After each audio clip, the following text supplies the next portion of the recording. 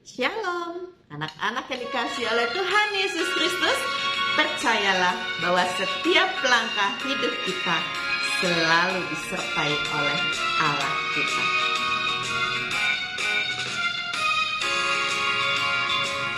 Tiap langkahku diatur oleh Tuhan, dan tangan kasih-Nya memimpinku. Di tengah badai dunia menakutkan, hatiku tetap tenang teduh. Tiap langkahku ku tahu yang Tuhan pimpin, ke tempat tinggi ku dihantarnya. Hingga sekali nanti aku tiba di rumah Bapa surga yang bakal.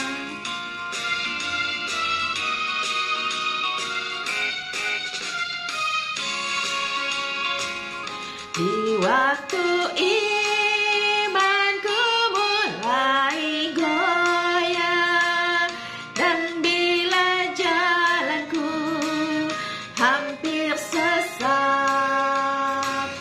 ku pandang Tuhan, ku penebus dosa. Ku teguh sebab Dia dekat.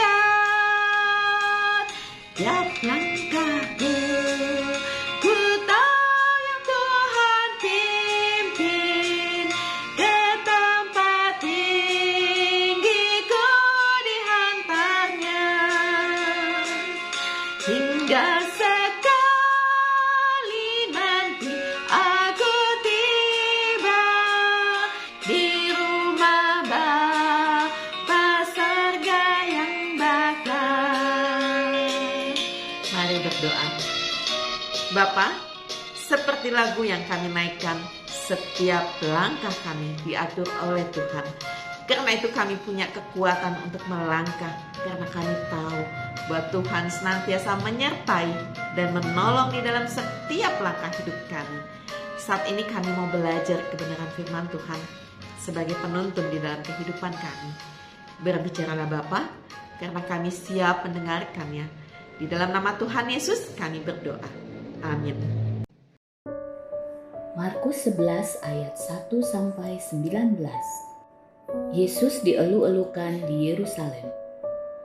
Ketika Yesus dan murid-muridnya telah dekat Yerusalem, dekat Betfage dan Betania yang terletak di Bukit Zaitun, Yesus menyuruh 2 orang murid-muridnya dengan pesan, "Pergilah ke kampung yang di depanmu itu.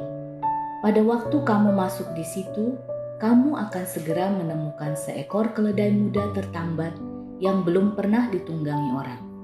Lepaskanlah keledai itu dan bawalah kemari. Dan jika ada orang mengatakan kepadamu, 'Mengapa kamu lakukan itu?' jawablah, 'Tuhan memerlukannya. Ia akan segera mengembalikannya ke sini.' Mereka pun pergi dan menemukan seekor keledai muda tertambat di depan pintu di luar, di pinggir jalan, lalu melepaskannya. Dan beberapa orang yang ada di situ berkata kepada mereka, 'Apa maksudnya kamu melepaskan keledai itu?' Lalu mereka menjawab seperti yang sudah dikatakan Yesus. Maka orang-orang itu membiarkan mereka. Lalu mereka membawa keledai itu kepada Yesus dan mengalasinya dengan pakaian mereka. Kemudian Yesus naik ke atasnya. Banyak orang yang menghamparkan pakaiannya di jalan.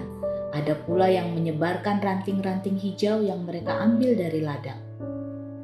Orang-orang yang berjalan di depan dan mereka yang mengikuti dari belakang berseru, "Hosana, diberkatilah Dia yang datang dalam nama Tuhan. Diberkatilah kerajaan yang datang, kerajaan Bapa kita Daud. Hosana di tempat yang maha tinggi." Sesampainya di Yerusalem, ia masuk ke bait Allah. Di sana ia meninjau semuanya. Tetapi sebab hari sudah hampir malam, ia keluar ke Betania bersama dengan ke-12 muridnya. Rajaku, pernahkah kamu melihat seorang raja masuk ke istana? Perhatikan bahwa lantai yang dilewati raja selalu dialasi karpet, biasanya berwarna merah. Itu tandanya raja sangat dihormati. Ia tak boleh menginjak tanah yang kotor. Saat masuk ke Yerusalem, Yesus menunggangi seekor keledai. Lalu orang-orang menaruh pakaian mereka di jalan. Jadi mirip karpet merah yang dipasang untuk raja. Ya, Yesus memang pantas dihormati sebagai raja. Bagaimana kita dapat menghormati dia sekarang? Dengan taat pada firman-Nya. Mari berdoa. Bapa, ajar kami untuk selalu menghormati Yesus sebagai Tuhan dan Juru Selamat kami, supaya hidup kami berkenan di hadapan-Nya. Ajar kami untuk hidup sesuai dengan kehendak Tuhan. Di dalam nama Tuhan Yesus kami berdoa. Amin. Anak-anak yang dikasihi oleh Tuhan Yesus Kristus, kita semua adalah anak raja. Karena itu, marilah kita hidup sesuai dengan pernyataan Allah. Sebagai anak raja, hidupnya ya penuh dengan nilai-nilai Kristiani. Antara lain, sabar, murah hati, tidak dengki, tidak iri, penuh dengan tanggung jawab, selalu bersukacita, belajar berempati kepada orang lain, dan masih banyak lagi. Dan selalu ingat bahwa Tuhan Yesus mengasihi kita semua. Amin.